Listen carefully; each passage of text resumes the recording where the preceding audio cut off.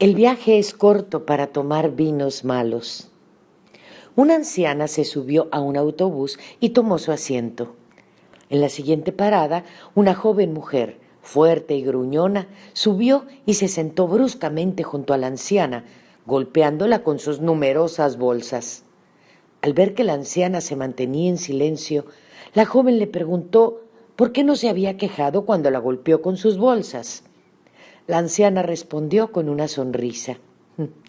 No es necesario ser maleducada o discutir sobre algo tan insignificante, ya que mi viaje a tu lado es tan corto porque me bajaré en la próxima parada. Esta respuesta merece ser escrita en letras de oro. No es necesario discutir sobre algo tan insignificante, porque nuestro viaje juntos es muy corto. Cada uno de nosotros debe comprender que nuestro tiempo en este mundo es tan corto que oscurecerlo con peleas, argumentos inútiles, celos, no perdonar a los demás, el descontento y una actitud de averiguación constante es una ridícula pérdida de tiempo y energía. ¿Alguien rompió tu corazón? Tranquilízate. El viaje es muy corto. ¿Alguien te traicionó, intimidó, engañó o humilló? Tranquilízate, perdona, el viaje es muy corto. ¿Alguien te insultó sin razón? Tranquilízate, ignora, el viaje es muy corto. ¿Algún hermano hizo un comentario en el chat que no fue de tu agrado?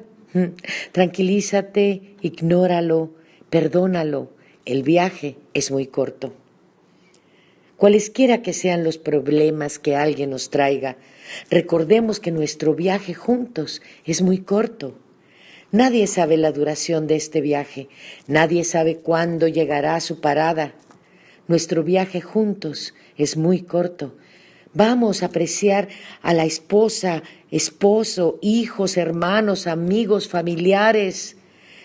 Seamos respetuosos, amables y perdonémonos los unos a los otros. Vivamos llenos de gratitud y alegría. Después de todo, nuestro viaje juntos es muy corto.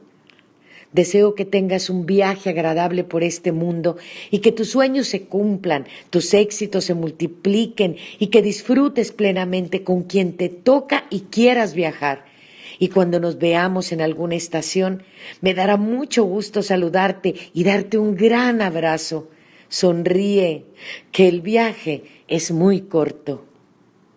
Autor Ramón